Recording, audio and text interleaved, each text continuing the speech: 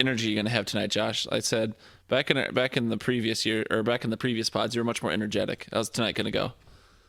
Like 30 minutes before we're gonna leave, give me the heads up. I'll go to the bathroom, crap the booze out, have a mint, I only pushed one to go. I passed. I passed. Oh man, I got a D plus. This is a more accurate representation of how tonight's going to go for me. I wish we'd known each other. This is a little awkward. Soundboard's up, so whatever button you're pushing should be working.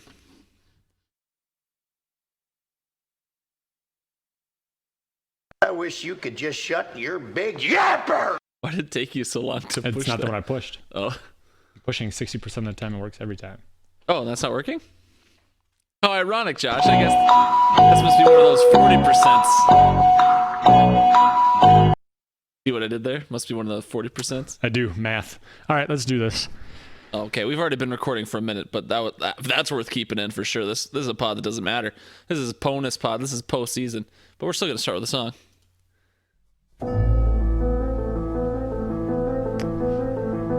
Star Wars theme song. I like it.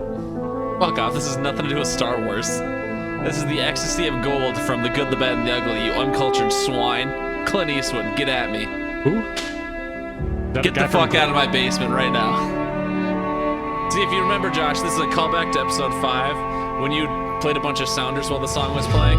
This is like our intro to the season. Oh, yeah, that's right, because then I did the yes. Years later, a doctor will tell me that I have an IQ of 48 and am what some people call mentally retarded.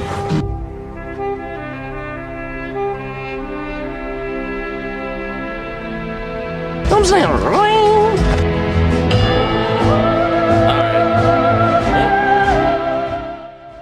Touched the wrong fader there, Josh. No one will ever know, though. Except everyone now that I said it. Edit that part out. No, we're keeping everything that just happened. We are 2 minutes in. 4 minutes till we're done. I know. Hello, everybody. Welcome to the Hidden Oaks Overdose Football Fix podcast. This is one of the bonus pods we talked about. Pew, pew, pew. So technically, to us, our season's over. We'll record one more time, and then we'll be off for only 2 months, really, and then we'll probably record in March when free agency kicks up. We'll either do one pre-agency predictions, and then post-free agency, or just do one post-free agency. We'll see. But yeah, you can always... Or there's going to be segment times in the description below. You can email us if you want, hiddenoaksoverdose@gmail.com, facebook.com/hoodpod. Levi Oki, you're beautiful. Thank you for the art. We planned on doing the show anyways, but this show was especially requested by one good friend of ours, Kyle, Mr. Jevnager. So just a shout out to Kyle if you listen to this. I know this is something you had asked for, so hopefully you listen. If not, I understand, because you talk to us all the time, and I wouldn't want to listen to me more than I had to. So anyways, here we are, Josh, and didn't really have like an intro or how are you section. I figured we'd just get right into the meat and potatoes of the things, and just to, start talking the recaps of the seasons. You're a Packers fan, I'm a Vikings fan, and since your team was worse, I figured I'd let you go first. Yeah, I'm Josh. I waved. Hi, folks. So, yeah, I guess I wasn't ready. I was reading stuff on Reddit. Sorry. What are we doing? Recapping? Well, Josh, the agenda is pretty clear. Do you know how to read? Ooh, yikes. Try again.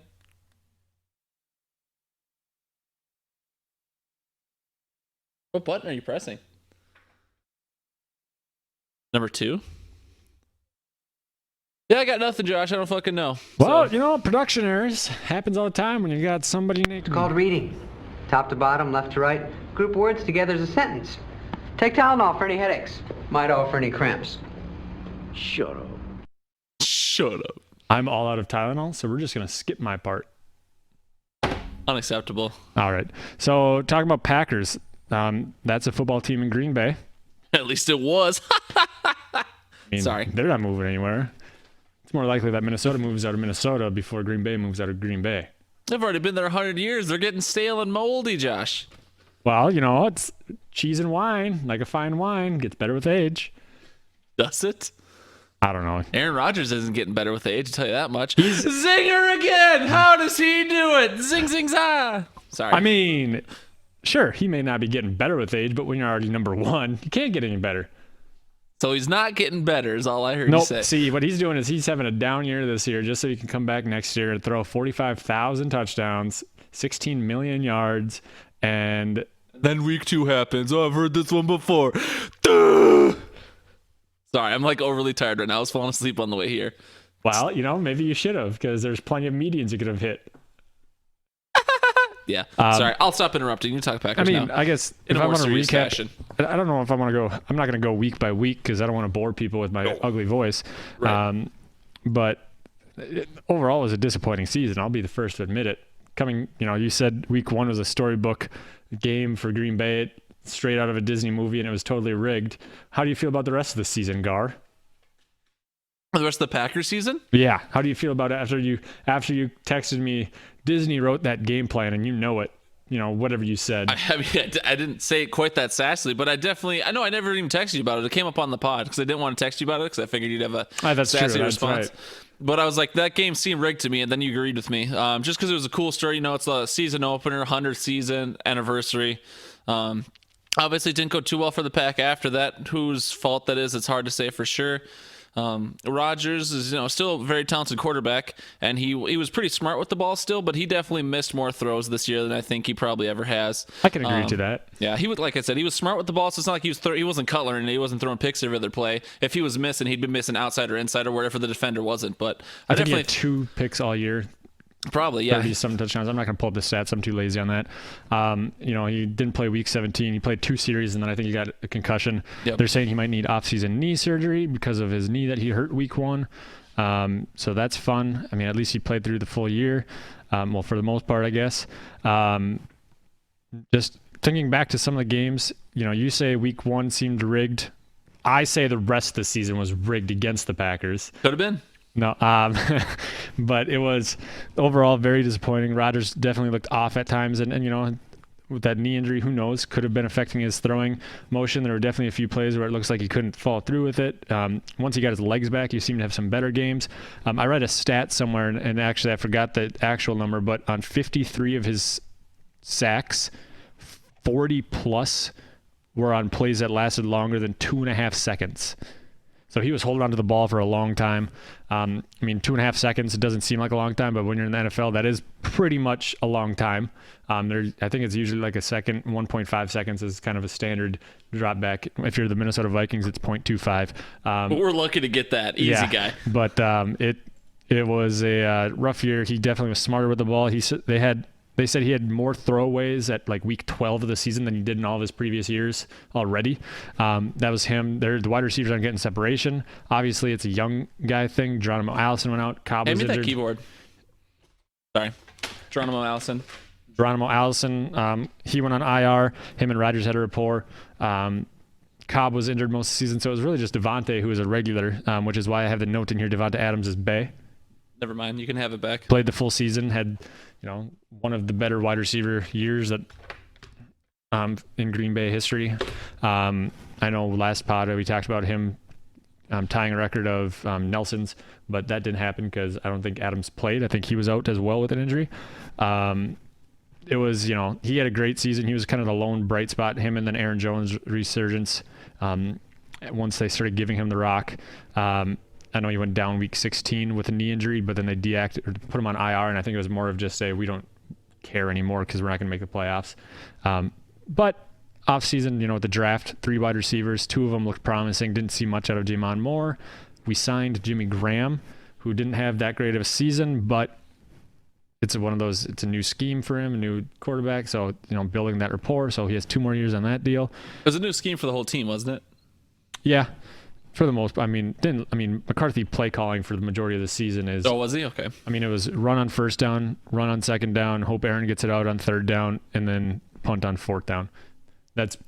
I just summed up the entire Packers season in however many sentences that was. Why have you been talking this long if it only took you 3 sentences? I guess. Or 4, whatever. Other offseason moves, we brought in Brashad Breeland halfway through the season. He was hurt, came off that injury that caused him to not get signed, so hopefully they'd bring him back, see what he can do on a cheap deal. Mo Wilkerson went to IR early on. He was supposed to be a good run stopper. Kenny Clark, Mike Daniels. So we had quite a few injuries during the season. And then we lost Nelson, who actually put up better stats than all of the Green Bay wide receivers besides Devontae Adams in Oakland. So he apparently lost a step. So, and that was with Derek. I put eyeliner on before every game, Carr. And then he's just trying to look cool, man. Got to look good for the cameras, get some pussy. I have nothing to say to that ridiculous comment. But yeah, so I mean, overall, it was a disappointing season. Obviously, my prediction earlier in the year, I think I said 12-4. Look, yikes! But I also said that could go 4 games either way. So yeah. You said, I mean, you should have the spreadsheet in front of you. That's gonna be the main part of our show. You did say 12-4, though. Yep. So, yeah. But yeah, firing McCarthy was a plus. Everyone's saying, "Oh well, what's Josh gonna blame now?" I'm talking about the Coon Rapids kids. What are you going to blame now? Well, I'm blaming McCarthy's play calling, the stale play calling there. I don't think we have as much talent surrounding Rodgers as we need, and that's why I'm hoping these wide receivers develop, and maybe some free agent moves in the offseason, and then a new coaching system. But the defense did much better this year than they did last year. And so hopefully Pettin sticks around. We give him another year and see what he does. I have nothing else for the Packers season. It was kind of an ugly year. Yeah, definitely could have been better. And we'll talk predictions later. So that's all you got for the recap, you said? T. All right. I'll move on to the Vikings then. And I won't bore too many people with Vikings offseason moves, because I'd say the great majority of our listeners are Vikings fans. And when I say that, I mean like 40%, aka 2/5, or 3/5. I guess I don't know. I don't track it, but so they pretty much know. Cousins comes in. We got Coach Sperano dead. We got Filippo fired during the season, but we hired him in the offseason. All that stuff happened. All the Vikings fans know about that already. What I'm going to do is I'm going to start by reading my Why Your Team Sucks submission to Drew Marjorie, because it is scary to me kind of how this reflects kind of what happened this year. So I'll just read it for you. This is how I know deep down I'm a broken human I'm doing a great job so far. I can't believe I didn't make the article. This is how I know deep down I'm a broken human being thanks to my football team. The quarterback I've been most excited about since Brett Favre was Joe Webb. Not Bridgewater, Bradford, Keenum, Cousins, or Ponder. Joe fucking Webb excited me like no other. I was so excited about his potential and begged then coach Leslie Frazier to double down on this man. Then the dumpster fire of Ponder, and even Josh Freeman, broke me. I refuse to get excited about anything Vikings related now. Zimmer is a hell of a coach. We certainly don't deserve him.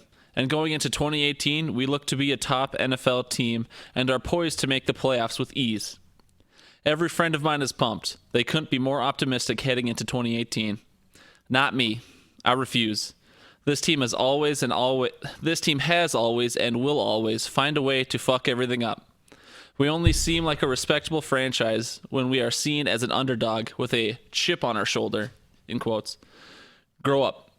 We have no idea how to act like a team with its shit together. No combination of owner, coach, or player can ever fix that. We need to implode, rebuild, have one good but not good enough season, and repeat. So go ahead, Vikings fans. Be excited for 2018. Live in the bliss while you still can. I'll be over here, still thinking about Joe fucking Webb, waiting for it all to come crashing down yet again. I think that pretty much sums up the 2018 season, Josh. I think you're right. Now, I didn't know you were reading your input on there. Did we ever go over mine? Because yours wasn't in the article. Mine was. Yeah. No, I mean, if you want to read real quick, you can. I'm going to... Hello, fans. It's Josh again, the Packers fan on this podcast. I'm going to go back and read my input into why your team sucks for the Green Bay Packers. I feel like this is actually kind of fitting, besides the January part of it. So, take one.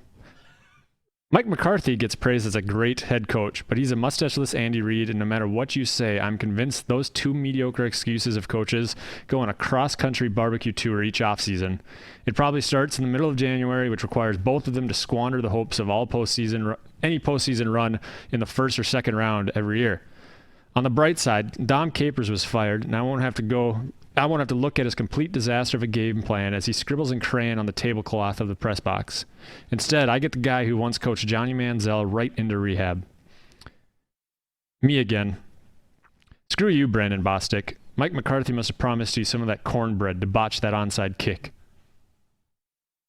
Yours was a lot Short and sweet. Yeah, I would say yours was a lot shorter and sweeter, but I enjoy it. But yeah, so if Andy Reid, I'm still convinced if the Chiefs lose in the first round of the playoffs, I'm gonna search Kansas City barbecue tours, and I'm guaranteed Andy Reid's gonna be on the front of the website holding a giant rib in his hands.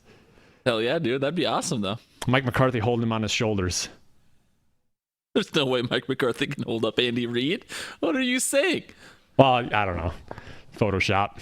Sure. So thank you, Josh, for reading that. So I don't want to be all doom and gloom, but I'm also going to play a clip from our podcast number 5 when I was discussing the Vikings. This isn't that long. I think it's like a minute, maybe a minute and a half. Yeah, no, that's fair. I have them at 9-7 again in my predictions here. We'll talk about the playoff scenarios in a little bit, but I have Minnesota missing the playoffs. I don't give a shit how good this team looks on paper. Minnesota will find one way or another to fuck it up. We're not a team that sustains success, not since Bud Grant. So one way or another, either Cousins gets hurt or the O-line is literally paper mache. Whatever happens, 9-7 is mainly riding the defense. I don't give a shit. We're missing the playoffs for sure. Ding, ding, ding, ding, ding, ding, ding. Again, it's scary. So my prediction was pretty close. We were 8-7-1. I did not predict a tie. But so yeah, I mean the Vikings, and it's really a shame to Zimmer because I like Zimmer a whole lot. Like if Zimmer were here for the next 30 years, I think I could still be a happy Vikings fan unless we went like 6-7 or 6-10 every year. But well, you can get the Kirk Cousins record 7-9 every year. Josh, that's what we're shooting for. He overperformed this year, and we're all a little pissed about it. So now he's going to come back to the average. Right. And so next year he's going to go 5-11. Hopefully. But so, yeah, I mean, obviously coming into the season, I refused to build into the hype. We were 13-3 last year, NFC Championship game. Obviously, we got stomped in the NFC Championship game, so that left a sour taste in my mouth. And I try and keep myself a logical Vikings fan. I try not to get buy into the hype. If I did, maybe my life would be a little more exciting and I'd enjoy football just a little bit more. But I don't know whether it's the organization or the combination of everything we got, but this organization just cannot sustain success. Not since Bud Grant, like I said in my submission to why your team sucks. So it's unfortunate how the season turned out. I kind of saw it coming. And again, that's really a shame to Zimmer because I think Zimmer is a great human being. Time will tell if he's not a great football coach. He's done okay for us so far. Nothing super spectacular since we haven't won a Super Bowl. Nothing god-awful yet except for his first year, and that's when you inherit the team, so that's on a total fair judgment. But obviously, DeFilippo didn't work out. That was tragic. Cousins is still a big question mark for a lot of people. Is he worth, $84 million? Most people would say no at this point. Football is supposed to be a team game, so I don't think we expected Cousins to come in and be an Aaron Rodgers caliber player. It's supposed to be a more complete game with running and protection and defense and special teams. So Zim's final press conference, I try and watch all Zim's press conferences. Zim did his final press conference, I think it was yesterday or today, I'm not sure. Anyways, in that he talked about, I don't want to say Zim made an excuse for the season, but he talked about how the team was never really the same after the death of Coach Tony Sparano, which is very unfortunate. I don't want to take the death of any individual lightly, let alone someone who was so revered as he was. But it's kind of, I don't want to say it's a lame excuse, but that's supposed to be something you're able to overcome. I can understand why the O-line might, be a little more down when their coach dies going right before the season. But to kind of put things on that, hopefully, if that was the case, then we should be back to 13-3 next year. If not, we'll see. So I don't know if I liked him mentioning that as much as he did in his final press conference. Zimmer also won't let the O-line be the scapegoat. He talked like I did. He talked about how football is a team game.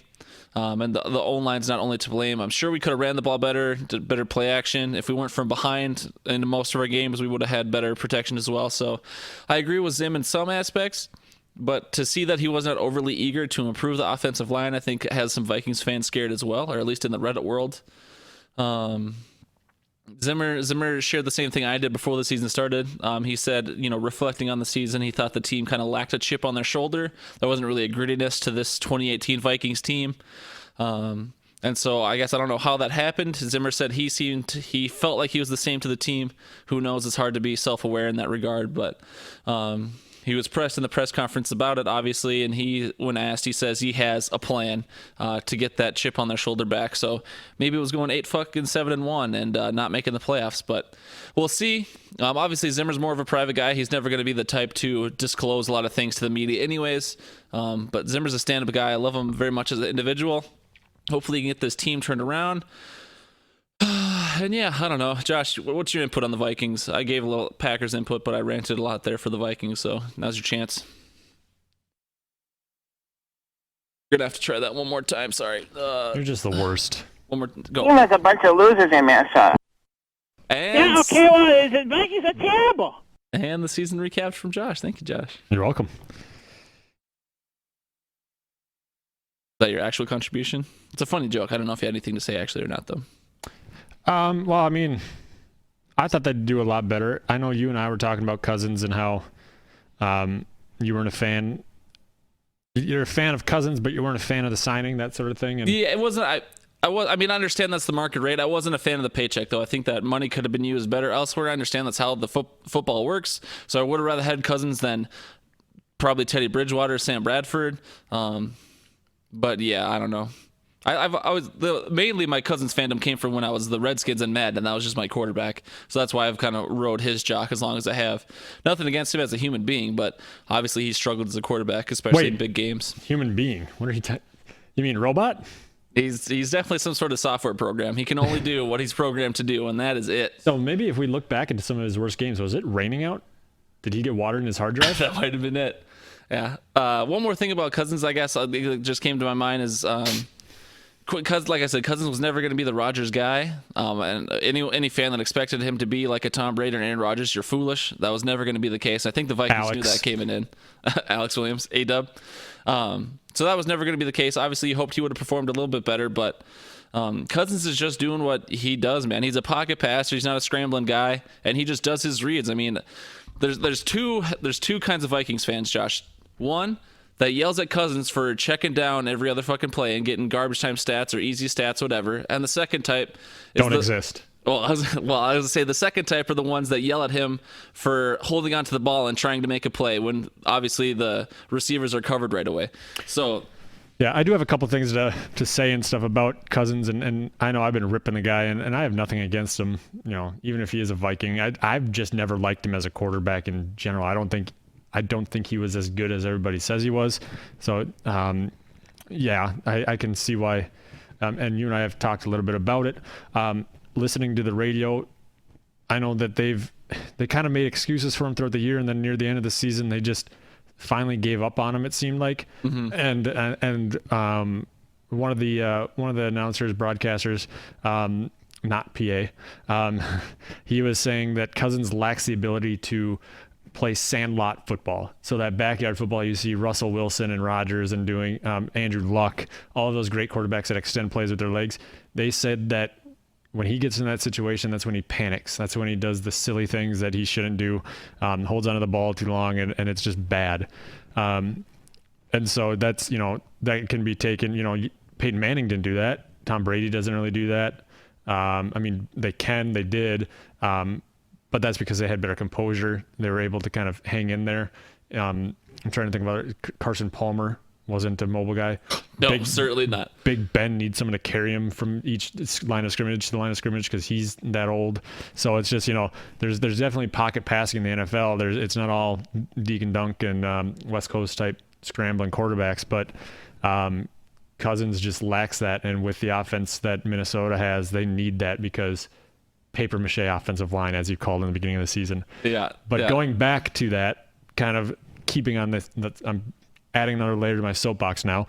Go for it. And I don't think you were in this camp, this company that was saying Kirk Cousins is in a great position compared to where he was in Washington because he has so much more talent around him. He's going to perform so much better because of it.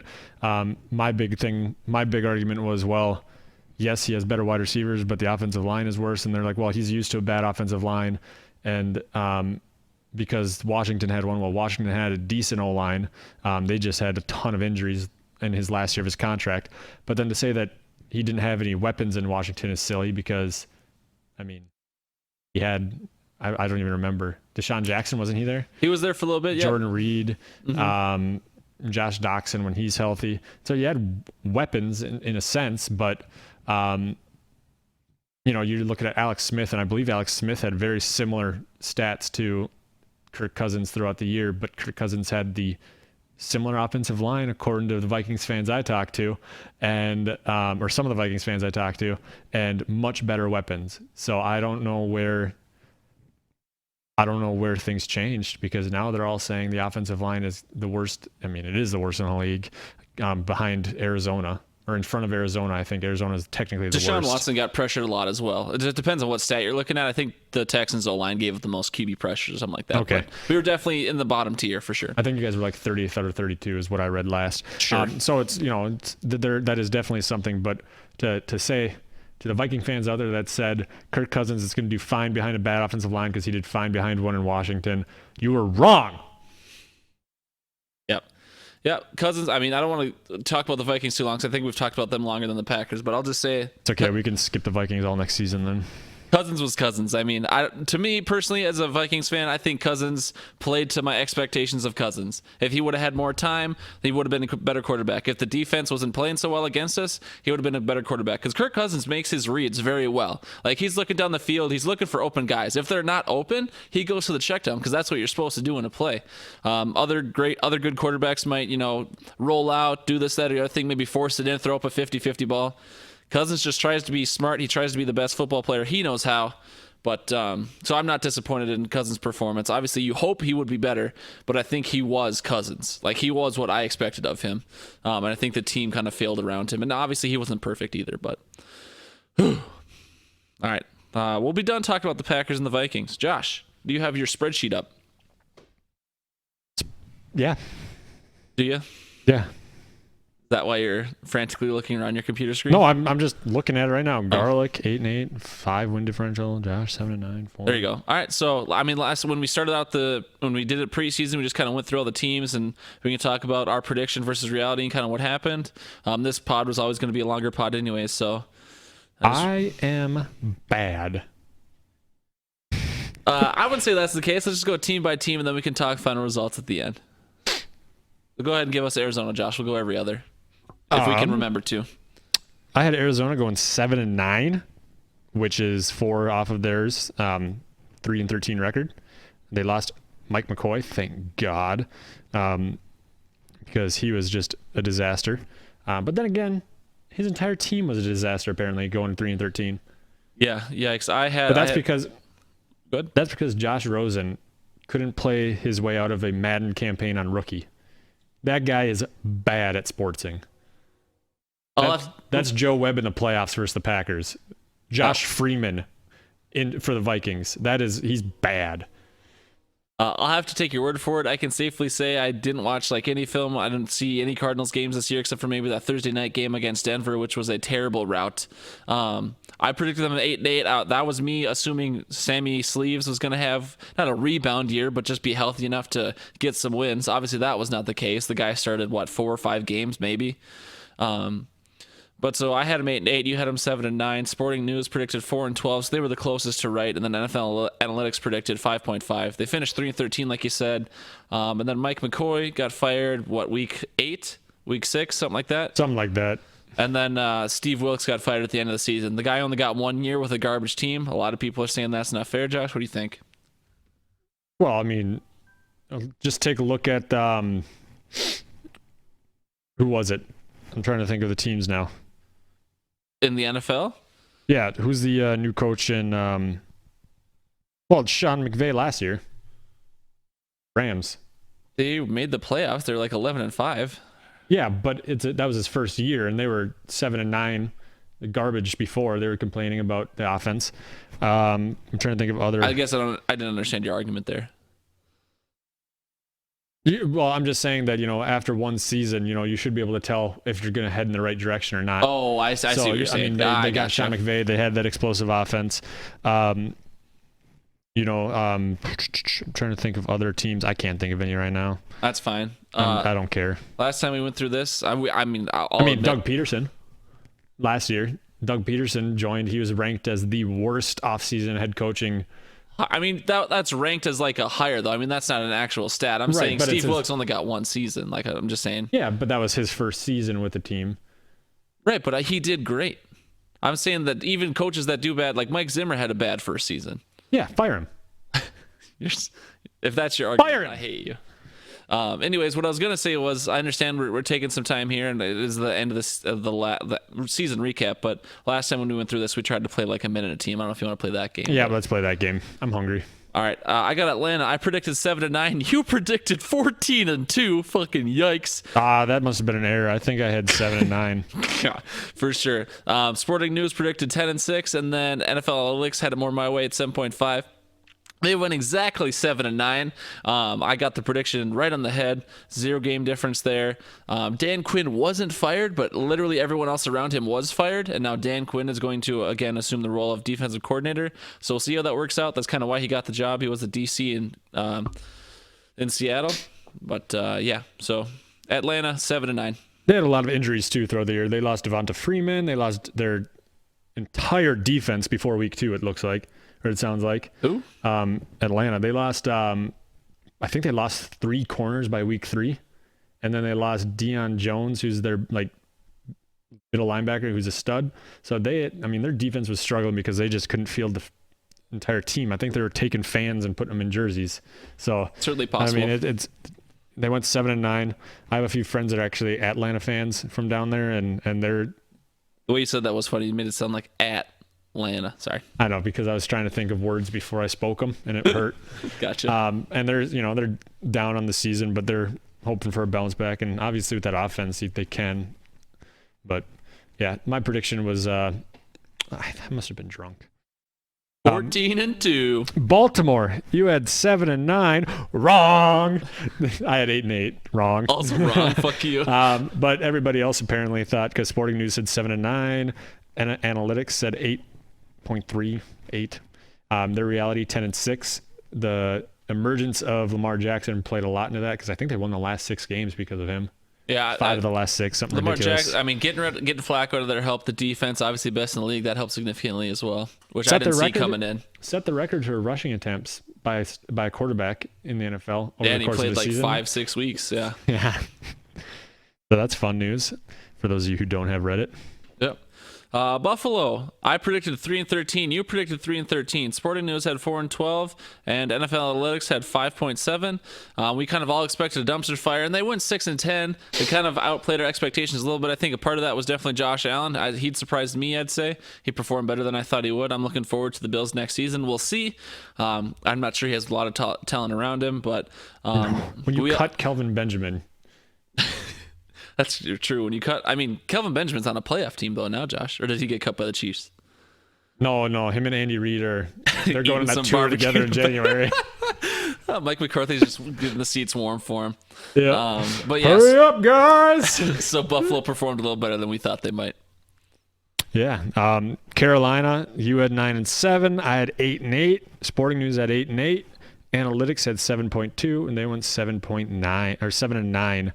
7.9. Oh, numbers. So we were all actually really close on this one. But then again, it's Carolina. They'll be 7-9 or 9-7 for the rest of eternity. It seems like they're always hovering around there, except for that one off year where Cam Newton didn't want to jump on a fumble in the Super Bowl. Yeah, I mean, it is surprising. They started out like 6-0 or 6-2 and something like that, though. So I mean, they had a really hot start to the season, but sounds like Cam was playing hurt for the good second half of the season. Missed like the last 2-3 games. Yep. So. Yep. No, unfortunate. Chicago's up next, Josh. I predicted 7-9. You also predicted 7-9. Sporting News predicted 7-9. NFL Analytics predicted 8. And they went fucking 12-4. But I will point out, this was before the Khalil Mack trade. No, it was not. It was post Khalil Mack trade. I think the stats for Sporting News and NFL Analytics was after or before the Khalil Mack trade. Our predictions we could have changed in post, because I strictly remember me saying, I don't feel like this trade is going to impact their outcome or their overall performance that much. I mean, nope. So as someone who listened to Pod 5 today, you said, I mean, I guess I don't have the dates on the articles, but you said you were looking for the most recent ones you could find because you wanted them to incorporate the Khalil Mack trade and whatever else had just happened right before the season. Garlic, I wanted to point out that I may or may not have lied to try and get you to believe me. What you also said was, though, that you never doubted Chicago's defense. You thought they already had a good defense, so adding Khalil Mack probably didn't make their team significantly better. I was wrong. Right. You said the offense was their biggest question mark, so. I was wrong. Yep. Khalil Mack did have a big impact, and the offense played well because of Matt Nagy. I do recall that conversation now. Yep. All right, so I just did Chicago. Cincy, you had 5-11. I had 6-10. Sporting News had 4-12, and then NFL Analytics had 6.8. They finished 6-10, and Marvin Lewis got fired after 52,000 seasons of mediocrity. Yeah, sure did. Is he coming to Minnesota as an OC? Marvin Lewis? No. Get the band back together. Hugh Jackson can be the water boy. I certainly fucking hope not. Obviously, dream. It didn't help that Andy Dalton get hurt, so I'm sure that because they did again. That's a team that looked good first half of the season. Dalton got hurt. I mean, Mixon went down for a couple games. He came back though. Then I think week 16. I mean, they lost AJ Green at some point, and then week 16 they lost the rest of their team. Like Tyler Eifert, obviously he ends up on the IR sometime. I thought they lost him like week 11. Talking the whole team. Oh yeah, no, they lost. Yeah. Nope. All right, so Cleveland. I had 6-10. You had 5-11. Sporting News had 6-10. NFL Analytics had 6 wins. The reality is they got 7.5 wins. They went 7-8-1. So we all kind of predicted them to be a middle of the road team. Obviously, it's very clear that Hugh Jackson was holding that team back. Hugh Jackson gets fired mid-season. Greg Williams, one of the most hated men in Minnesota, got promoted to head coach, or at least interim head coach. And then I forget his name off the top of my head, but whoever their random running backs coach was became the OC and really kind of turned that team around and got them a lot of wins in the back half of the season there. So they finished 7-8-1. Everyone's talking about how the Green Bay head coaching job is kind of that one of those top notch because you get Aaron Rodgers and you get the history of the team. I would like to go to Cleveland as a head coach with all that youth around it. That defense isn't bad. Baker Mayfield is stud. I love watching Baker Mayfield play. He is fun to watch. Mm-hmm. I don't know if you saw the play where he did a fake toss where they did a fake jet sweep. They did a fake jet sweep, and I'm trying to explain it and paint a visual for our audience member. And he flipped the ball to himself. Like he acted like he was passing it to the guy. Oh, I did but see he this flipped now. it backwards. So it was like flip cup kind of. And then he caught it and then threw it. And I don't know what the play ended up as, but I'm just going to pretend it was a 99-yard touchdown pass. That seems the most reasonable. Safety. Throw it up. Damn it. No, but yeah, Cleveland's an exciting team, and their defense was good in their own 16 year. I know that's hard to say, but so that does look like a team that's poised to make the future, but it's the Browns, so can't wait to see how they fuck it up. Right. Dallas, you had 10-6. I had 6-10. Sporting News had 9-7, and NFL Analytics had 7.4. They finished 10-6. Ding, ding, ding, ding, ding. My second perfect prediction. Good for you, son. Thanks, buddy. Yikes, I only have 2. I don't want to play this game anymore. Just to give a little commentary on it, because that's kind of the point of this pod. Obviously, Zeke played well. Dak played, I think, as expected. Amari Cooper definitely got them some extra wins there at the end of the season. Obviously, I think his biggest impact was on Thanksgiving Day, that big game. I forget who they play off the top of my head, whether it's the Skins or Philadelphia. Skins, because it's always the division battle. game. Yeah, because it was a recreation of Thanksgiving. Shut the fuck up. Cowboys did not really exist. Those were pilgrims, Josh, on Thanksgiving. Pilgrims, Cowboys, all wear funny hats. Hey, he got me. So do rich people with their top hats and their monocles. Anyways, they had a good running. They had a good running game, like I predicted, and better than expected defense. So that's what helped them get to the 10-6 point. I think that their defense is what kind of shocked me the most, because they had one of those just amazing defenses that kind of flew under the radar for the most of the season. Leighton Vander Esch, their rookie linebacker, is a stud. I will give them a half a box of crackers for him to come to Green Bay. Not a bad deal. Think about it, Jerry Jones. Jerry Jones is from Texas. He loves his crackers. Amen, brother. Motherfucking cracker. That defense was a surprise, which is, I'm gonna say that's why they got 4 wins more than my prediction. Sure, Josh. You all, I remember I listened to this today, and you were like, "I just can't stand Jerry Jones." I think that's why you tanked their season a little bit. He's like, you just don't like, and that's probably why when we get further down the list, there's other teams that are tanked. and you're not Dak's biggest fan either, or at least you weren't in the preseason. I'm still not. All right. Anyways, moving on. Denver. I had 3-13. You had 4-12. Sporting News had 7-9, and then NFL Analytics had 8-4. They ended up finishing 6-10, so they outperformed my expectations a little bit. I think their defense played. I remember my biggest thing was I didn't think their defense was going to be good anymore. Their defense played a little bit better. They had a couple upset wins. They beat the Chargers. They beat. I don't fucking know. I'm not a Denver fan. They beat a couple other teams that were in an upset fashion. They played the Raiders twice this year. Those are 2 free wins. So, 6-10. Not a good team, but outperformed kind of what we thought. At least you and I. Yep. Detroit, you had at 9-7. I had at 10-6. Sporting News at 7-9. NFL Analytics had 7.3. They finished at 6-10. I guess I figured Matt Stafford, decent wide receiving core, not the best, but decent, serviceable, new running game, and then an okay defense. I figured that they'd, sneak some games out there. Their schedule looked a little bit easier. They beat the Patriots, so good for them. But they apparently swept the Packers. Yeah, apparently Scragglebeard McScraggles didn't know how to coach footballs. Matt Patricia is his name. Yeah, I guess. Gotcha. Just for Denver, I forgot to note that Vance Joseph is out. I think that's worth noting. If your season's bad enough, your head coach gets fired. And then for the Detroit, Jim Bob Cooter. It sounded like they kind of mutually departed ways, or like his contract was up and they just didn't re-sign him. But our boy Cooter Scooter is out. So that day. Yep. That was Detroit. Green Bay. I predicted 11-5. You predicted 12-4. Sporting News had 11-5, and NFL Analytics predicted 10 wins.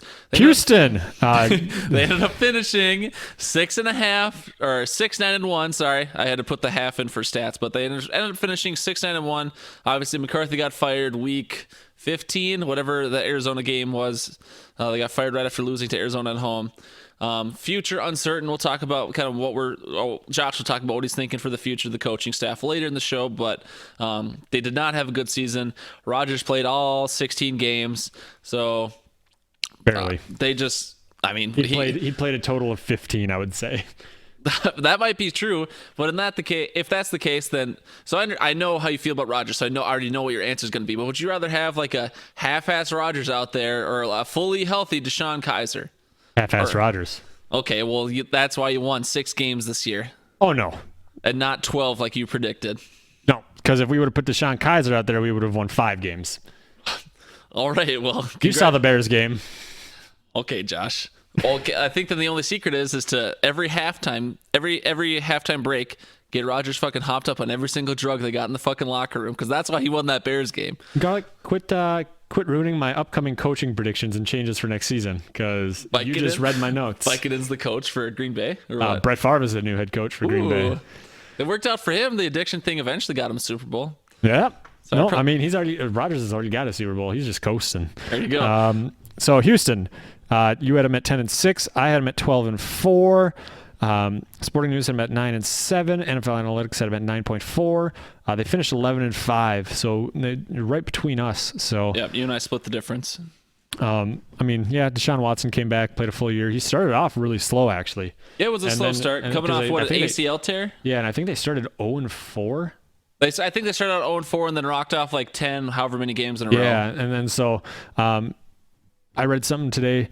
Everybody's saying AB is the best wide receiver ever. Julio Jones, he's up there. Michael Thomas. And then DeAndre Hopkins is in that conversation. And then when I read the number of quarterbacks he has played with in his career, and then the stats that he had 115 catches and 0 drops this season. My God. He puts up numbers with Matt Schaub, Tom Savage, Brian Hoyer, Brandon Weeden. Yes, I was high on him on the beginning of the season, and he was one of the players that led me to my Hidden Oaks Madden or Fantasy Football Championship. Oh man, I am killing in my fantasy football league. And so I thank him for that. But he is fun to watch, and he's not as rah-rah as Antonio Brown. And I know I'm over a minute right now, but I don't care. I believe it was him where during an interview they're like, you're one of the best wide receivers in the league, if not the best. And he goes, the best. And that was the end of the interview right there. And I was like, that is he's a stud. So he's fun to watch. Yeah, moving on. Or do you have anything to add? No, I just say I was predicting in my head we were going to go with that conversation. I was just going to say, obviously, AB Antonio Brown is a really good receiver, but he's getting soured in a lot of people's minds right now with kind of what a divas he's being. Same can be said for Odell, extremely talented, but has got that more diva emotional side to him. And if you look at the story of some of those receivers, like Antonio Brown was homeless. I guess I don't know a lot about OBJ off the top of my head, but these guys come from not a lot of privilege, I'll say. Objects. What? Grapefruits? OBJ has sex with inanimate objects. The kicking net? The kicking net? Shut the fuck up. All right. Houston, where are we? Back to Indy. All right, I predicted 7-9. You had 3-13. Sounds like a playoff record to me. Sporting News had 6-10, and NFL Analytics only predicted 5.3 wins. In reality, Indy went 10-6. All right. Go on. What was that for? I was going to interject, but then I realized that you were kind enough to listen to me, so go on. I mean, all I was gonna say was this kind of shows that obviously a couple coaches came out of Philadelphia, the Super Bowl champs last year. Frank Reich went to Indy. DiFilippo went to Minnesota, obviously. And I think it shows that a lot of the offensive talent that came from the Eagles went to Frank Reich, and that's why the Colts went 10-6. The Eagles only went 9-7. Obviously, both playoff teams, but Frank Reich, I think, was definitely the guy pushing Carson Wentz. And obviously, Andrew Luck is a very talented quarterback, and so is Carson Wentz. But I think that just shows that's why Indy outperformed, and Andrew Luck was healthy the other year. That definitely significantly helped them as well. Where'd DiFilippo go? He's in the trash can right now. Oh, okay. So he's still in Minnesota? You live here, guy. Yeah, my Indy prediction, if I'd have known Andrew Luck would have been healthy, he was throwing Nerf footballs at practice. That's the exact same fucking joke you made in podcast 5. What? He was throwing Nerf footballs. That's 2 because weeks he was. ago. I know. I'm just saying. I might have changed my answer. I know that they've always had a questionable defense, so I'm guessing they got that a little bit better. Their run game kind of clicked midway through the season, from what I recall. So yeah, great, good for them. I'm happy that they're back. Andrew Luck's fun to watch. He's got a great neck beard and demeanor. He's fun. So nice tackle, nice sack. Way to kick my ass. Yeah, no, he is the. Trash talk from Andrew Luck and trash talk from Phillip Rivers are the polar opposite. It's true. So I would love to see them meet in the playoffs just to hear them both mic'd up. That would be great. Jacksonville. Can we just Kansas City. Yikes. Jacksonville, they played this season, believe it or not. Allegedly. You had them at 11-5. I had them at 13-3. Sporting News had them at 13-3, and NFL Analytics them at 10.4. They finished 5-11. I think I read somewhere that this team is built on their defense and their run game to run out the clock. Yep. And they are the only team without a 100-yard rusher this season. Wasn't good. Fournette obviously wasn't healthy 100% of the time. Their defense didn't live up to par. And obviously, everyone wants to scapegoat Blake Bortles. I'd say that's not 100% true, but no. I don't think he was helping the team. No, obviously, he wasn't. Go ahead. He wasn't helping, but he wasn't the main reason they were losing either. Yeah, the team obviously has potential. They beat the Patriots. A lot of people forget that. They beat the Patriots like week 3, week 4, whenever that game was, an AFC Championship rematch. So the team has talent and potential, but they just did not get it done this year. So we'll see what Doug Marrone and Tom Coughlin have in store. KC. All right, Josh. Let's talk about the Chargers. No. So, listen back to the podcast. When I predicted this, I had KC going 5-11. That was mainly because I was not a believer in Patrick Mahomes. I was like, probably not in your first year as a 16-game starter guy. Maybe in a few years. I know Andy Reid's a pretty good coach, but sorry, Mahomes, you're just not the guy. And boy, was I fucking wrong. Yeah, no, go through the rest of the predictions, bud. I was defending myself. I was admitting wrong. I was admitting being wrong first. Josh had predicted the Chiefs would go at 11-5. Sporting News was pretty neutral. They had them going 8-8, and then NFL Analytics had them going 10 wins, 10.4, I guess technically, but they ended up finishing 12-4. So Josh was only one game off there. Obviously, it shows Patrick Mahomes is more talented than I thought he was, and Andy Reid just proved that he's a good coach. It's not like I ever doubted that, but yeah, it worked out. KC did a great job. They were the number 1 seed in the AFC this year, so we'll see how it goes. Yeah, we'll see. Starts playing in January. Midway through January, there's this worldwide barbecue tour, so they'll be done in January. There it is. I have nothing to add. I thought, I forget what I'd said, so I don't want to quote because it sounds like you have all my quotes written down over there, so I don't want to say something and be completely wrong. So no, I don't think you said anything about it because we went back and forth like we did last time. So I think I had KC, and I was like, yeah, not this year. So Chargers, you had 10-6, and I mean, I don't want to. I feel safe in saying you probably would have said something along the lines of it being a homer pick because you're a big Charger fan at the time. I'm a pretty big Charger fan. I mean, I definitely think the team had a lot of talent coming into the year, and I think I got you excited the more I talked about them throughout the season or early in the season. But yeah, no, I went 8-8, kind of to be the devil's advocate and just kind of pick on you. Sure. Sporting News had 13-3. NFL Analytics had 9.5. They went 12-4. I know we've exchanged a few text messages throughout the season, as you mentioned, since they're kind of your AFC homer or your AFC pick, truthiness pick. Truthiness, they went 12-4, Josh. Yeah, but stats don't matter. Depends on where how I'm thinking that day. Sometimes it's the gut, sometimes it's the brain. Okay. I mean, yeah, they had a great season. Melvin Gordon's a stud. Philip Rivers is Philip Rivers, I guess. He's a crybaby, but he's good at things. Keenan Allen, he had a healthy season. Yep. So that was helpful. And then their defense is pretty killer too. Mike Williams also significant. Mike Williams, yeah, he stepped it up this year too, so good for him. But yeah, overall, we'll see how they do in the playoffs, and we'll get to that later. I'm hoping for the best. Go Chargers. So I'm just curious here. I'm looking at your scoring system, and why do you have some -3s that are blues and some -2s that are oranges? And so, I mean, not that anyone else can see this, but how the scoring works in that third column there, if you were within -2 to 2, if you're within 2 games, then that's blue. That's like the top tier. If you're within from 4 to 2.01 or whatever, to 2, from just above 2 to 4, that's an orange. You were within 4 games. Within 2 to 4 games, and then anything red was outside of that. So blue means you had a really good idea on how the season was going to go. Orange means you pretty much knew the general direction. You knew they were going to be a good team, a bad team, or a middle-of-the-road team. And then red means you pretty much had no fucking clue. Right, but I'm looking at this, and some of them, like you have a -3 Should that's be blue. orange. Where? Los Angeles Rams. I see that now, yep. And I have a 2.5 that's blue. That should be blue. Or not blue, orange, right? Yeah, 2.5 should be orange. Your -3 that's blue is a lie and a cheat. Okay, Josh, excuse me. I made one mistake. I did this all by myself. I did it in a rush this morning. Anyways, yeah, so moving on to the Rams. I can correct that color later, like Josh is ever going to look at this fucking spreadsheet again. The Rams, I had them go. I already printed it out and hung it on my wall. Now I got to print a new one.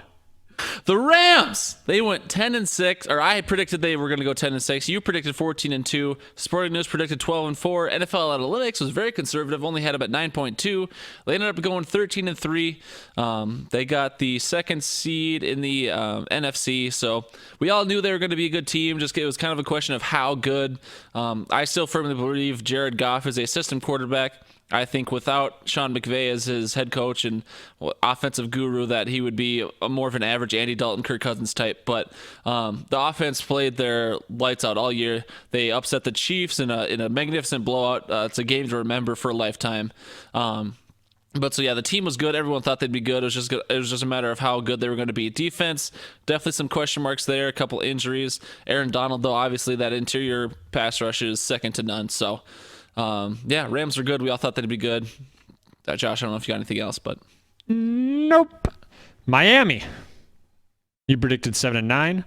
I predicted 2-14. Yikes. Sporting News predicted 2-14, and they get a blue, whereas I got a red. So good for them, I guess. Fuck you, Josh. I'm not perfect. NFL Analytics had 6.7, and they finished 7-9. So spot on, Gar. I guess I thought Tannehill was garbage, and he is. Tannehill is garbage. I mean, I know a middle of the road team. When I see one, most of my green predictions where I got their record most right, it was pretty much the middle of the road team, except for the Saints. We'll talk about in a moment, but. Yeah, I mean, they're just not a great team. They look good to start the season. They were like 4-0, or they were like 4-1, whatever. They were a hot start. real rough finish. Adam Gase actually got fired, which surprised me. I think he's a good coach, but maybe just not the right fit for Miami and kind of the talent they have on that roster. But yeah, Miami, middle of the road, 7-9. Not quite as bad as 2-14, but not a playoff team. Yeah. It's your turn. Yep, Minnesota. I had going 9-7. You had 11-5. Sporting News had 12-4, and NFL Analytics had 9.9. So obviously, Vikings did not work out as expected to most people. I kind of more saw it coming, just as someone who, I don't know, can peel back the veil, if you will. They ended up going 8-7-1, so I didn't get that, 8-7-1, so I didn't get that perfect prediction down. I was pretty fucking close, though. Obviously, Flip gets fired. And yeah, we already talked about the Vikings at great length. So Josh, next. New England, you had it 12-4. I had it 13-3. Sporting News had them at 13-3. NFL Analytics had them at 11.3, and they finished 11-5. So not a perfect year, but not a bad year for Tom Brady and the Belichicks. Yeah, I mean, two of those losses always come. It's like everyone talks about it, but the Patriots pretty much use September as like an extension of the preseason, so they've usually got 2 September losses.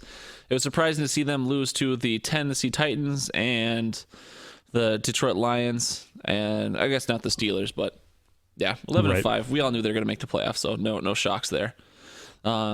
New Orleans, I had 13-3, you had 14-2, Sporting News had 13-3, and NFL Analytics, again being conservative, only predicted 10 wins. They ended up going exactly 13-3, so both Sporting News and I had a nail on the head. We know this team had a lot of talent.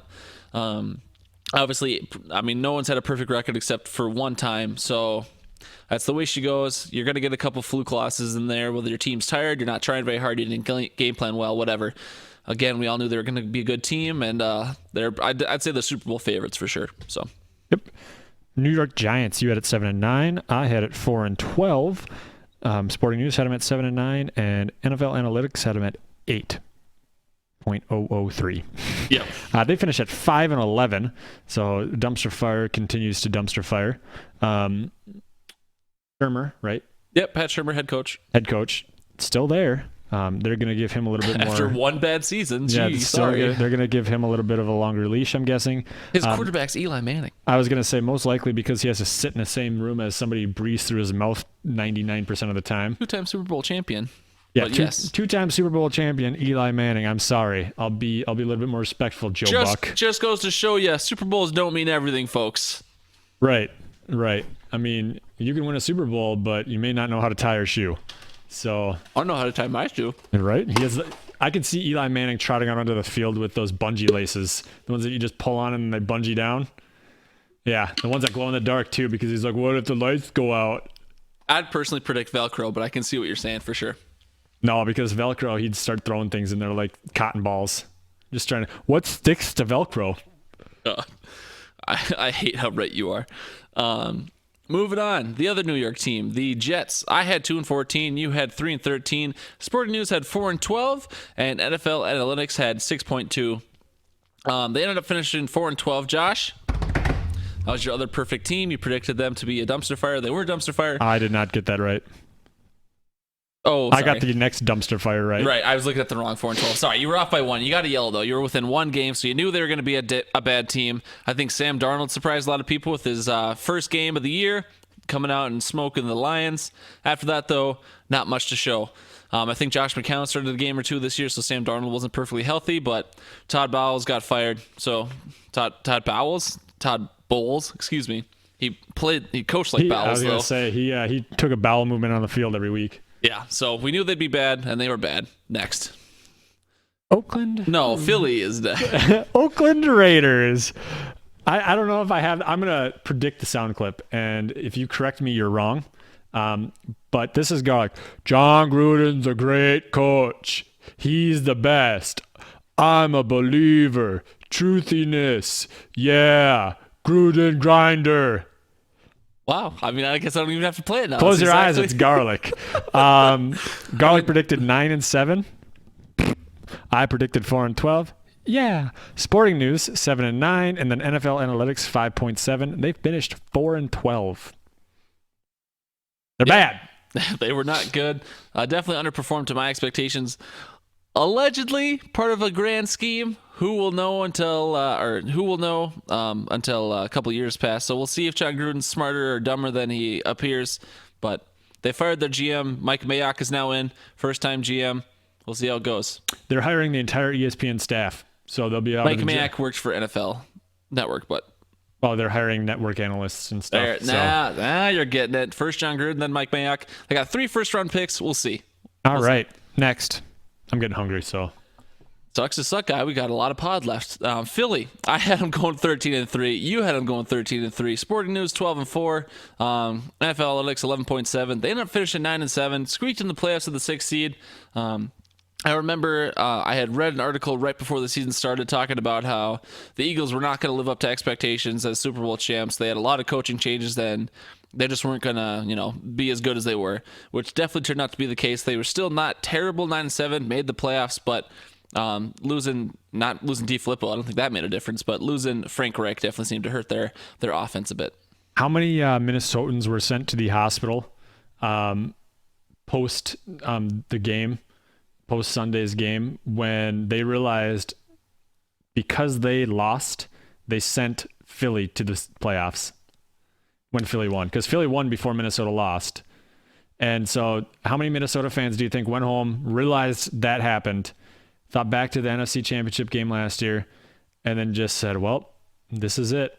I mean, both the games were at 3:00, so to say they lost before we lost, they won before we lost. They did. There was still 5 minutes left in the game. Okay, well, I'm just saying. We were, to explain the Vikings fans a little bit, we were what you would consider dick drunk. Big Dick Nick definitely took it to us in the NFC Championship game last year, and we were like, well, Josh, are you familiar with the term dick drunk? Don't want to be. That sounds like something I'd not be allowed to search online. I mean, it's when a female, feels like the dick is so good that they're just almost mesmerized by it, and they're kind of put in a trance. So they're like, Big Dick Nick, we need it. And so they put him in the playoffs instead of us. We took a fall. So. Oh, okay. But I'm listening in the morning shows and stuff that I listen to. Everyone's cheering for Chicago over Philly because of last year. Because they're all whiny fucking babies. Right. I need Philly, so. Pittsburgh. You had them at 10-6. I had them at 12-4. Sporting News had them at 11-5, and NFL Analytics had them at 10.9. They finished 9-6-1. So it's kind of a down year. They didn't make the playoffs. They were relying on the Browns to make the playoffs, which is hilarious. But it almost happened. It was a fun game to watch the conclusion of. But they didn't make the playoffs. Antonio Brown might be out. Le'Veon Bell is out. Big Ben probably in a bathroom somewhere with some lady. And who knows what's going to happen with Mike Tomlin. I mean, Mike Tomlin will be there. Who knows what's going to happen with Antonio Brown? Just kidding. I think I read today that them getting rid of Antonio Brown would be like $30 million dead cap. So Antonio Brown's there to stay or he's going to retire. So, yeah. Yep. I got it. Seattle. I had 5-11. You had 6-10. Sporting News had 7-9. NFL Analytics had 6.3. No one really had any faith in Seattle, and it was because the offense was shaky at best, and they're still shaky at best in a lot of cases, especially the offensive line, and their defense, just pretty much everyone from the Legion of Boom was gone. But Pete Carroll surprised a lot of people, and Russell Wilson. Can I finish? Yep. Pete Carroll surprised a lot of people, and he had a lot of young guys on his defense, and the defense actually played pretty surprisingly well throughout the year. So Russell Wilson obviously helps that team a lot. He can scramble around, get some great plays. Tyler Lockett had a great year. Doug Baldwin coming back was okay. Not the hugest impact player this year, but Pete Carroll's defense was definitely the biggest difference in that 10-6. They led the NFL in rushing. I would say that their running game made a huge difference too because of that defense. So. Sure. I mean, it's a 1-2 punch. If you're right, you're keeping your defense. Your defense is fresh because your running game is working so well, and then your defense is playing good. Yep. San Francisco. Garlic, you had them at 11-5. I believe you were just going off on the Italian Stallion all during this prediction. Moving on to the 49ers. They went 6-10 last year. I have them going 11-5 this year, thanks to the Italian Stallion himself, Jimmy G, handsome devil. They've got Kyle Shanahan. He's another he arguably is the coach who made Matt Ryan. When Kyle Shanahan was in Atlanta, that's when Matt Ryan was good. And now you can see what Matt Ryan is today. He's not bad, but all right. Get the fuck out of here. You know how long that goes on for? I don't need to listen to more circle jerk about the 49ers this year. Dude. Garlic has them at 11-5, and I think I have them at like 5-11. No, you do not. Oh my God. Anyways, in the offseason, they added Jerick McKinnon and Richard Sherman. They lost Carlos Hyde, Elmas Dumerville, Dante Johnson, and Eric Reed. In the draft, I don't know much about college football, so I can't speak to it too well. Maybe they got some amazing picks, but they took an O-lineman. They took Dante Pettis, he's a wide receiver, and then a bunch of defensive guys. So I think the 49ers are the real deal. Kyle Shanahan is kind of like an offensive guru type coach, although I feel like I can say that about a lot of coaches these days. Any other thoughts about the NFC West, Josh? Nope. Any major disagreements with kind of what I said other than the 49ers, I guess? I have them at 7-9. I had to check there. Dude, Jimmy G is the real fucking deal. I mean, maybe they lose a win because they just lost Jerick McKinnon for the season, but I don't know, Josh. Well, when they say, I don't know if you ever listened to the Common Man, Dan Cole, but when they say save the tape, Josh. 49ers. Hope you understand why I had to play that whole thing, Josh. Save the tape. Now you understand. Yeah, no, bad. I did have them at 7-9. Sporting News had them at 10-6. They were on that Italian Stallion D as well. NFL Analytics had 7-9 or 7.9, and they went 4-12 thanks to George Kittle. I'd say George Kittle definitely was a big factor in those 4 wins. Let the record show that my 11-5 prediction was assuming Jimmy G started the whole year, which he did not. So let's just. I was dick drunk by Jimmy G, but it didn't work out. Okay, good for you. Moving on, the old TB, Tampa Bay. 4-12 was what I predicted. 4-12 is what you predicted. Sporting News predicted 1-15. Zero faith there. NFL Analytics a little more conservative with the 4.1. They ended up going 5-11, so pretty much all of us were close except for Sporting News. We did all know they were going to be a bad team. Jameis Winston was out the first 3 weeks. Fitzmagic happened while Jameis was gone. Then once Jameis is eligible again, Fitzmagic goes back to bad. Who knows? The team was not good. 5-11, not great. Dirk Cotter out of there. Tennessee, you had them at 9-7, perfect score, good job. I had them at 8-8. Sporting News had them at 10-6, and NFL Analytics had them at 7.2. They finished at 9-7. I didn't watch a whole lot of the games. I know Derrick Henry waited till the playoffs to turn on his running ability. The fantasy playoffs to turning on his running ability, but other than that, I don't think that team had a whole lot. They're already talking about getting rid of Mariota and drafting someone new. So, yikes! And Mariota's not good. They were. I mean, they came down to the last game of the season for them. If they won, they would have been in the playoffs. But they beat the Patriots this year. I don't think they would have done much in the playoffs though. So, finally, for this little bit, Washington. I predicted 7-9. You predicted 4-12. Sporting News had them at 2-14. NFL Analytics had 7.7. They did go exactly 7.9. I got that one nail on the head again. I would have been wrong, allegedly, if Alex Smith would have played all year. They looked great to start the year. Alex Smith breaks his leg. Colt McCoy breaks his leg. And the team. Josh Johnson. Right. And Sprinkle, or whoever that tight end is. Yeah. Sprinkle's a household name. I have some in the cupboard upstairs. I bet. Anyways, they go 7-9. AD definitely helped him get to some of those 7 wins. Obviously, Alex Smith helped him as well earlier in the season, but AD, I'd say, had a resurgence. Not a lot of people saw coming. So good for that team. Hopefully, they can turn it around. Alex Smith gets healthy, but yeah. So, Josh, I don't know if you want to go through any of those extra stats I had put down there. Okay, my guy. We can say I was the luckiest because I got 6 of the teams exactly right, but obviously that's just based on luck. I don't think there's a lot of skill involved. But you only got 2, loser. Yeah, well, if we go over to the just overall stat predictions of season, I guessed 57.8% correctly. You guessed 58.2. So while you had more perfect scores, we were relatively close, 0.5% off in overall. So wait, did I beat you in the other stat as well? Oh yeah, you beat me by. Ding, ding, ding. You beat me by 1 game. Fuck it. No, yeah. So yeah, I mean, Josh, that was pretty much just for us. We've been talking a lot on the pod right now, but yep, I'm already sick of my voice, and I haven't had to listen to it yet. I mean, you predicted the KC schedule almost fucking perfect. The only game you got wrong was week 1. And who'd they play week 1? KC played the Chargers. So you thought KC probably was going to win or lose. I don't know, whatever you predicted was wrong, and that was the only thing you got wrong for Kansas City all year. Otherwise, you would have got their schedule exactly perfect. Aww. For those who didn't remember, we predicted all 256 games preseason, so it's not like we got to change our picks every week as the season went on. And Josh almost nailed an entire team. That's pretty good. None of us got a perfect week, which I was hoping for maybe that might happen, but that'd be a statistical anomaly. There's always next year.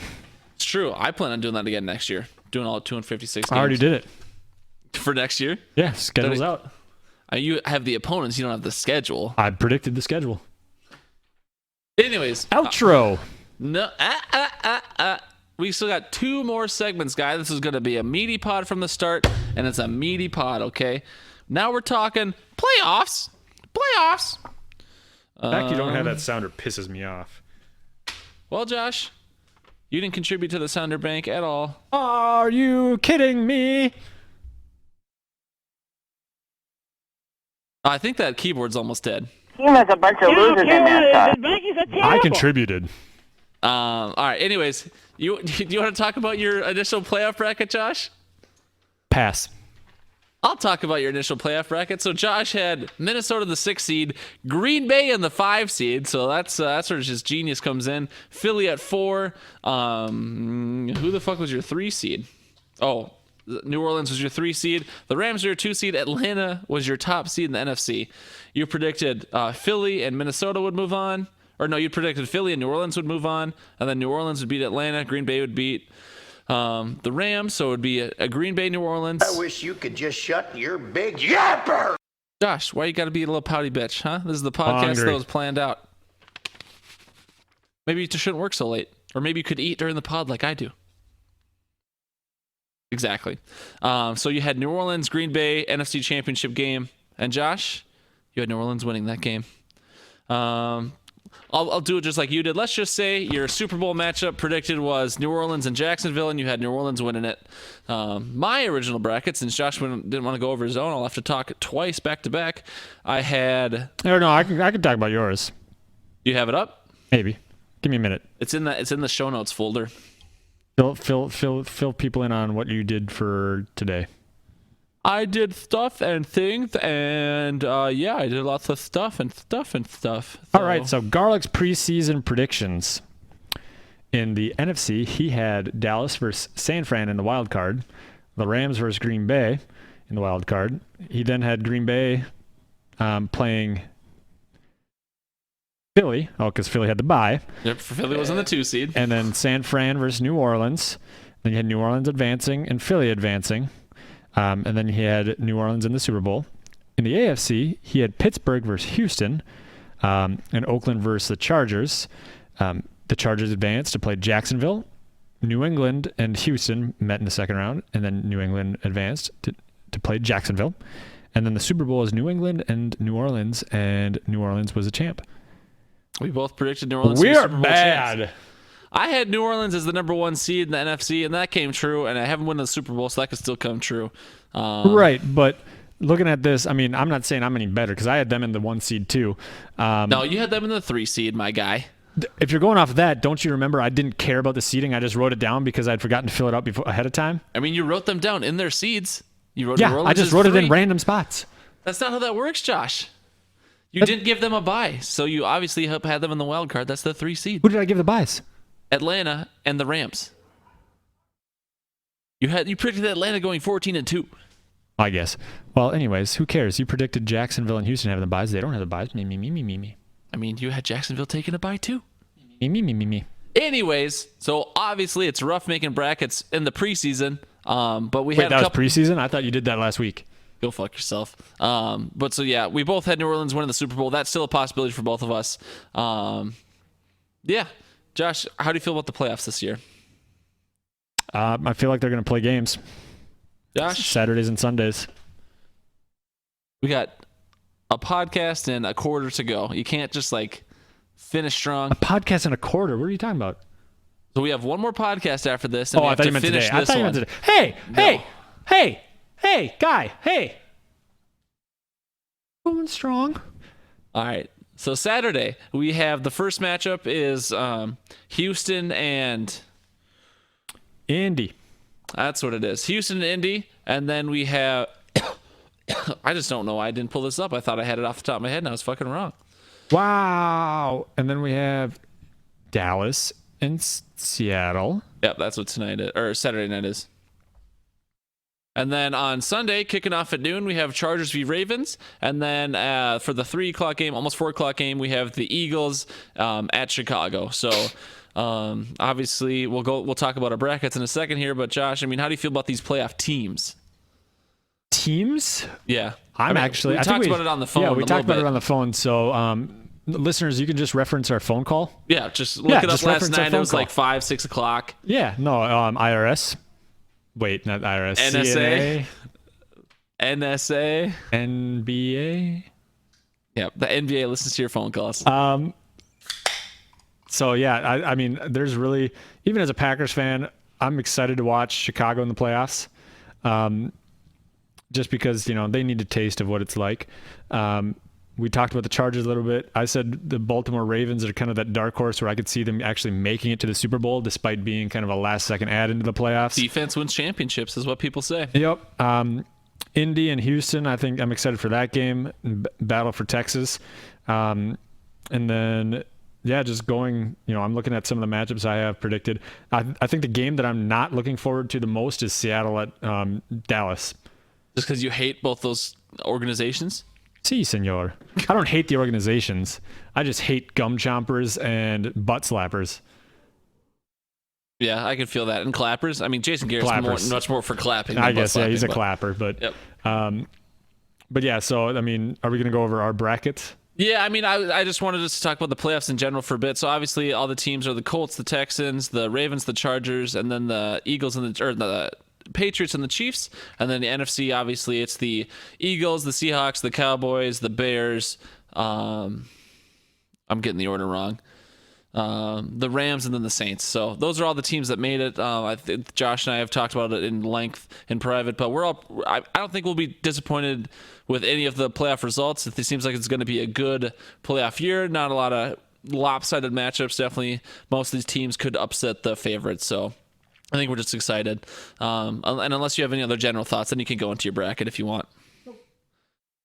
Oh, so I said then you can go into your bracket if you want. Okay, so I have Houston losing to Indy in the wild card, and then I have Dallas beating Seattle. For the Sunday games, I have the Chargers beating Baltimore, despite what I just said about them being a dark horse, and then I have Chicago beating Philly. Second round, or do you want to take your first round then? No, go through your whole bracket. Second round, I have Kansas City beating Indy. Los Angeles, the Chargers beating New England, New Orleans beating Dallas, Chicago beating the Rams, going into LA and beating the Rams. And then in the conference matchups, I have the Chargers advancing, getting past Barbecue Man himself, and New Orleans, because New Orleans losing at home is very hard, beating Chicago.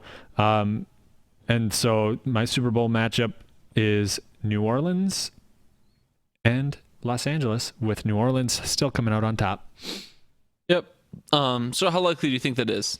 Obviously, you put it together today, but is that what you actually think, or is that just what you're worth betting on? That's what I think. Okay. It's 100% accurate. Okay.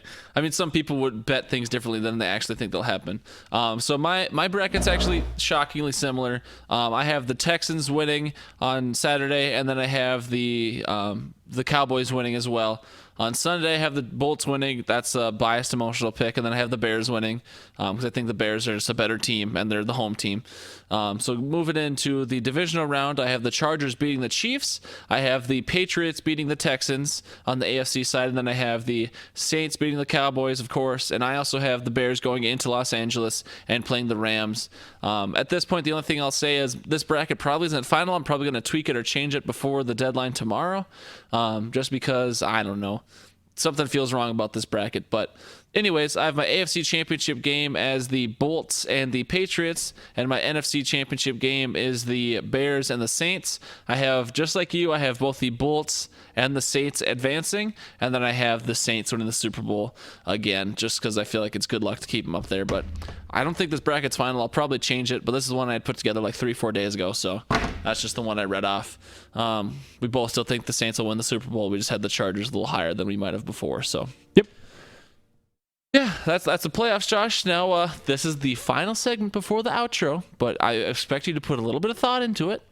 Off-season predictions. Green Bay's going to get a new coach. They're going to get some free agents. They might make a trade or two. What do you think? I mean, Josh McDaniels is a likelihood from what I understand. I mean, I'm kind of on the fence about that just because of what he did to Indianapolis last year. But, you know, who knows? We'll see what happens. So I'm going to put faith in Brian Gutekunst. And what the fuck did you just say to me? GM for Green Bay. His name is Brian Gutekunst? Goody, yeah. I've never heard that name before, and we talk about the Packers all year. I've never heard the GM's name. That's weird. I'm sorry. But they're also bringing in a lot of other guys. I think we talked about Jim Caldwell and another guy coming in that I just kind of shook my head at, and I was like, absolutely not, please no. So we're talking about that. Off-season moves, I could see them making some free agent splashes. They tried to get into it last year. They did. I can say we're probably seeing the end of Cobb in Green Bay, the end of Matthews in Green Bay. And so we're losing a couple guys there, but they're a huge cap hit unless they take a very team-friendly deal. I could see Cobb doing it to stick around, but I don't anticipate that just because he was very overpaid this season as well as Matthews. So they're going to want to free up some cap space. I did read an article before this, or actually I saw the article. AB has expressed interest in playing in Green Bay. So a trade might happen. AB, though. They're saying a trade could potentially happen, and so I don't know how I feel about it. I don't want the diva attitude, but then I also kind of get a semi thinking about thinking about Adams and Brown on opposite sides of the field with Rodgers slinging the rock. That's what I have. That's all I got. I expected a little bit more out of you. I understand. Well, I talked a lot about the Packers beforehand. I mean, I don't know. You talked about in the rear view, Josh. We're talking about the future. Well, yeah, I can't predict the future as we've already gone over. I can't predict anything. But as far as coaching changes, I think they'll keep Pettin around, see what he can do with the second season. A little bit more training with, or a little bit more experience with the young talent that he has. As far as the draft goes, there's 2 first-round draft picks. I'd like to see him use something on an offensive lineman and a edge rusher.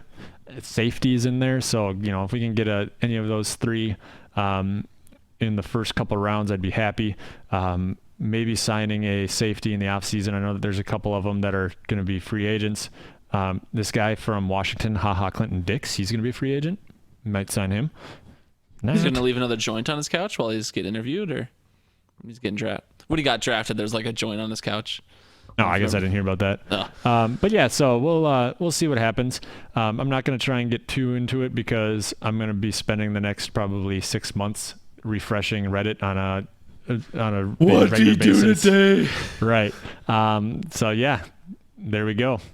I guess the only thing I'll ask you about the Packers is so you think Pettin might stay. I understand, not 100% of the time, but pretty traditionally, the new head coach comes in, they bring in a lot of their own staff. So you think if Josh McDaniels came in, he'd only be concerned about the offense. That assumes Philbin's out, I guess? Yeah, I mean, I guess I didn't really put too much thought into that. Is this going to be an offensive coach to bring it in or a defensive coach? I would say that I would like to see a defensive-minded coach come in. But, you know, if they come in with an offensive-minded coach, I could see them keeping Pettin around just because Pettin's already worked with the defense a little bit. They're learning that scheme, and reteaching that scheme would just kind of mess things up again, or reteaching a new scheme is going to mess things up. Put them back at square one, and with some of the talent, it might be square zero. So, gotcha. All right. Yeah. So for the Vikings, obviously Zimmer's still going to be here. There's not going to be a lot of coaching turnover. The OC search is going to be the biggest. Hugh Jackson. Biggest story of the offseason. PA came out. The god himself, Paul Allen, predicted there would be no Hugh Jackson in Minnesota. So, Mike McCoy. Now we're talking, boy. Mike McCoy used to coach the Chargers. So, what do you want to do on first down? Run up the middle for a yard. What do you want to do on second down? Run up the middle for a yard. What do you want to do on third down? Punt. Boy, did I stutter. No, but so I I don't know a lot of the offensive guys around the league. I'm sure a lot of the Vikings faithful are just hoping Stefanski stays around, but Stefanski's already getting head coach interviews, so I don't want to say that's scary, but the guy was the quarterback's coach 4 weeks ago, and now he's getting head coach interviews, so it's definitely possible. We'll see how things go. I don't know how they're going to go, though, for sure, obviously. For free agency moves, I mean, every single Viking fan wants it. We want a radical change or a radical focus on the offensive line, whether that's drafting, whether that's getting free agents. I don't know. I'll defend the Vikings organization just a little bit because the Vikings fans will constantly cry about the offensive line. The fact of the matter is there's not very much offensive talent around, or offensive line talent around. There's a few guys, obviously, but the Vikings drafted, 30th or 29th last year, so you're not going to get a good offensive guard or tackle at 29, so they'd have to trade up. So you risk overpaying for a guy that might not pan out. And then as far as free agents go, offensive line is one of the most sacred positions in the league. No one's going to give up their studs lightly. So I've heard some people talking about trading Xavier Rhodes. We got a lot of cornerback depth. So trading Xavier Rhodes or re-signing Barr, but then trading him on his new deal, stuff like that. So everyone wants radical offensive line change. I don't know necessarily that we're going to get it the way Mike Zimmer just kind of talks about the offensive line. Maybe Rick Spielman ultimately makes those decisions. So I guess we'll just see what happens. Can offensive linemen play corner? Oh God, Zimmer would fucking hope so. But so, yeah, not too much is going to change in Minnesota. A lot of our core guys are under contract for at least a couple more years. Cousins, Thielen, Diggs, Kendricks, Hunter, Thielen's looking Griffin, for a new deal. Lamar. What's that? Thielen's looking for a new deal. I'm sure he's looking for some more money for Do sure. you think he's going to hold out? I don't think he's the type, but wide receivers inadvertently are always kind of, I don't want to say diva, but they're always a little more egotistical. They've got Thielen definitely deserves a good payday. I'm not saying he doesn't. I think his and Diggs' contract should be switched. I don't know about that. Both guys had 1,000 yard years. So right. No, I guess I know that's your biggest true. thing against Diggs coming in. It was like, yeah, this guy got paid all that money. He never had a 1,000-yard year, and then he had one this year. So go fuck yourself. But so maybe Diggs would be willing to kind of split money more with Thielen since they're both kind of equals in the receiving core. Probably not, because at the end of the day, players are going to care about themselves probably the most. But the dream is to have team-friendly deals all around the boat. So we'll see how it goes. Like I said, I don't know a lot of the offensive coordinator potential or who we could bring in, so I'll just hope for the best. Stefanski seems okay. He's just a guy who's been around the organization a long time, so it's someone you're already more familiar with, but whatever. Stefanski was also Coach Ponder, so who knows? So I'm going to go. Are you done with the Vikings? Pretty much. The team's not going to change that much. There's only so many predictions I can make. The biggest splash I can say is we might trade a top tier defensive person to get some talent. We're gonna go back to the Packers now because I'm getting I'm looking at a application for one of the potential head coaches. This is his cover letter, resume, whatever you want to call it. Yep. I believe that I am an excellent candidate. Great start. I will split 25 to 30 carries a game between Jamal Williams and Aaron Jones. Okay, I'm on board. I will make Aaron throw gooder passes to opener receivers. All right, good, great so far, nailing it. If it is 3rd and 2, I will try to make 3 yards. Unless we are on defense, then I will make them stop at less than 2 yards. This guy's nailing his interview right now. I want to hire him already. There's more. If a player is bad, I will make them good or find someone gooder. I will focus on having more points when the game ends. Hire me. Is there a name or a person attached to that? Is just a funny application? So the comment, it's a Reddit application, by the way. Okay. He checks all the boxes. I'm on board.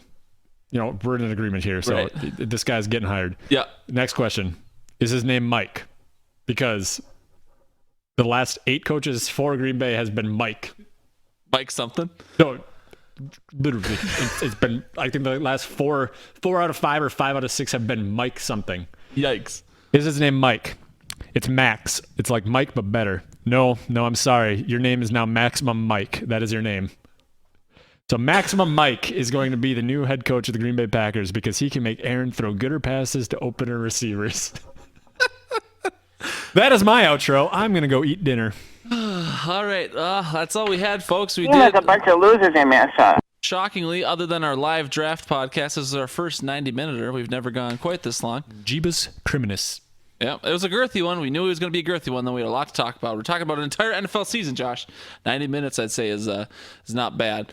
So that's all we had, folks. I mean, shout out again to Kyle. I know I don't want to say you requested it. We were going to do this, but thank you for gaining some interest in the show and expressing interest in listening to something like this. I hope you did. I hope you enjoyed it. Eric Landvik, if you're out there, you say we keep you entertained at work, so hopefully you're listening to this at work. We're going to post it on a Friday, or it's going to get posted. So it's Friday night, so this will come out. It'll be published Saturday morning likely. So hopefully you don't forget about it over the weekend, and you do listen to it during the week, because I'd love to keep you entertained at work just a little bit more. But thank you for listening. Jamie, you're probably done at this point. Ryan Walters definitely might give us a listen. This is a 90-minuter, though, and Walters isn't the biggest football guy. At least he doesn't watch football. Maybe this will be a nice happy medium for you, Walters, instead of sitting down and watching games that are 3 hours apiece.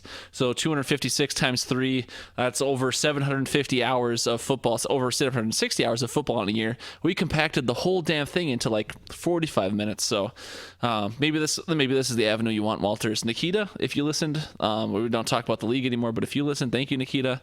And I feel like I'm forgetting one person. I thanked Kyle, thanked Nikita, thanked Ryan. Oh, Eric's Kestris, my Latvian friend. If you listened, I hope you enjoyed it. We just talked about the whole season. Didn't talk about anything too specific. Eric's, the only thing I'd say to you is unless Josh keeps bitching out, we've got one more podcast planned. So hopefully we'll get that out within a week or two. That's a nice little present for you renaming the league. Again, it's not a present that anyone asked for, that anyone realistically wants, but we're going to give it to you, or at least I'm going to try my damnedest to get it out to you.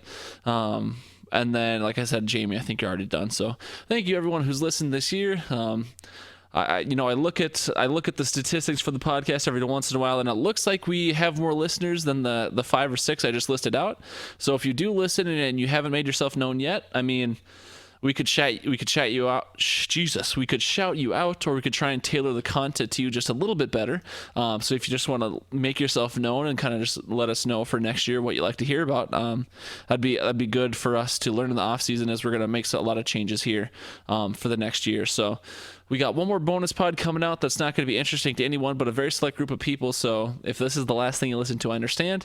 We'll probably be back in March, like I said, with either 1 or 2 podcasts of talking free agency. Then we'll obviously be around for the draft, and then so we'll do at least 1 in March. We'll do 1 in the end of April, or 2 if we do 1 pre, 1 post draft, and then I mean after that we'll be out until August. So again, just thank you one more time, everyone, for listening. I know I called the last one our season finale.